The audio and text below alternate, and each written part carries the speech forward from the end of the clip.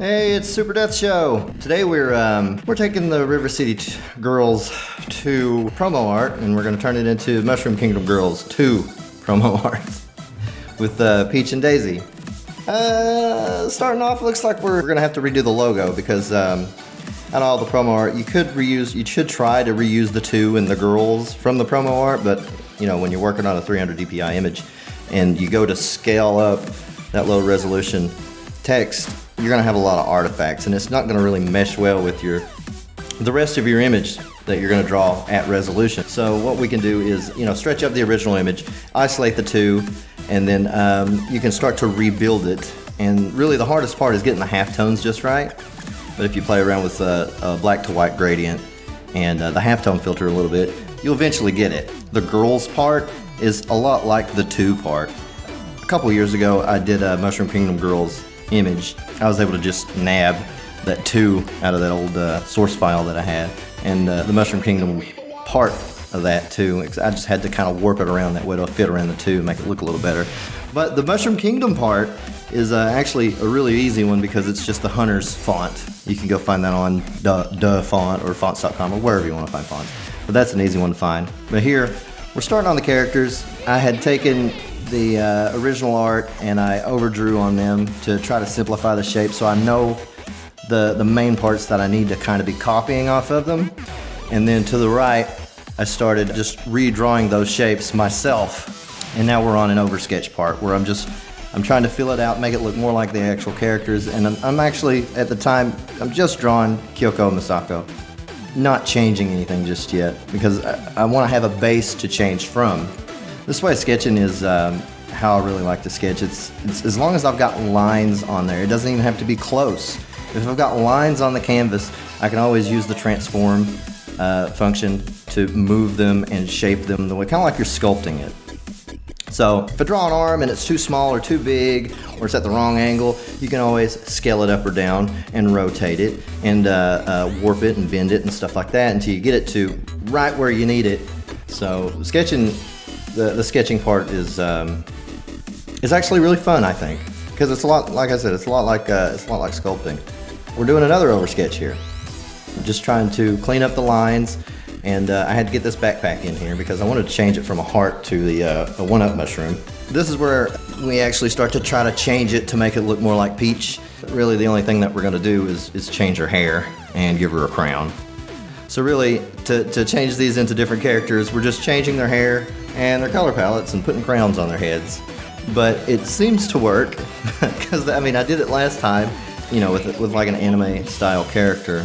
A lot of the times you just change their hair and they look different. I had a lot of trouble with the eyes and the mouth here on this Peach / Kyoko character. I couldn't get the angle right on it and it kept on looking weird. So I think I had to redo it like 3 times. So we're on to inking. I'm changing this ear here because this is my last chance to change anything that I want to change. Because usually after I'm inking, I don't like to change anything. I don't want to backtrack, especially after I get into coloring. I don't want to have to backtrack and try to clip things out of the line art layer and then try to draw over it and merge it together, and then I've got to go hunt down the flats layer and the shading layer if I mess something up. And so any of the changes I like to do them at least, or as far as the inking section of this. This is as late as I want to change anything. I think inking is probably, inking and coloring is my favorite parts of drawing an image because the ink is just easy. You're just tracing over what you're doing. And then we'll get to the coloring, right? Oh, we're getting to it right now.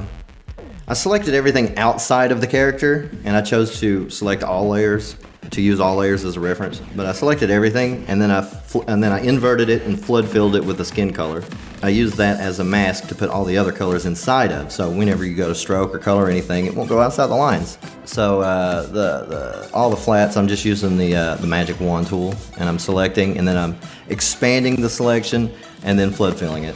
With the shadows, I put a layer above the flats. I usually keep all the flats on one layer, but put the layer above the flats and then set that layer to multiply and have it clip in to reference the bottom layer too.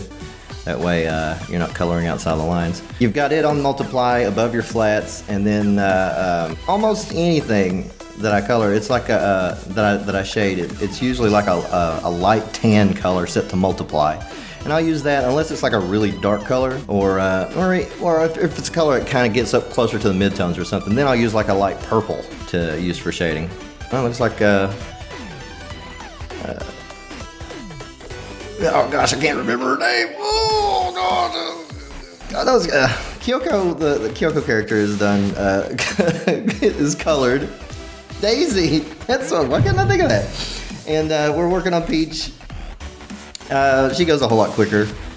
Well, not really. Well, they're both really quick. You see, I think the coloring part's really fun because once you add the shades in, it really gives the character dimensions, and it actually looks like something, and it starts to kind of pop out.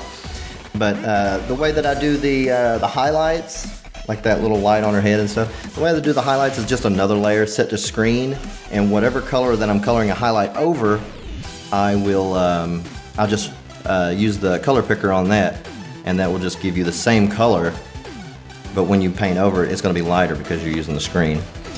Oh, it looks like I'm trying to size everything up, trying to get everything to where it looks about right with the regular promo image, and I'm going in and coloring in on the line art and stuff, and then I'm putting that little gradient that I like to put in, and now we're dragging in some comic book images to finish up the background.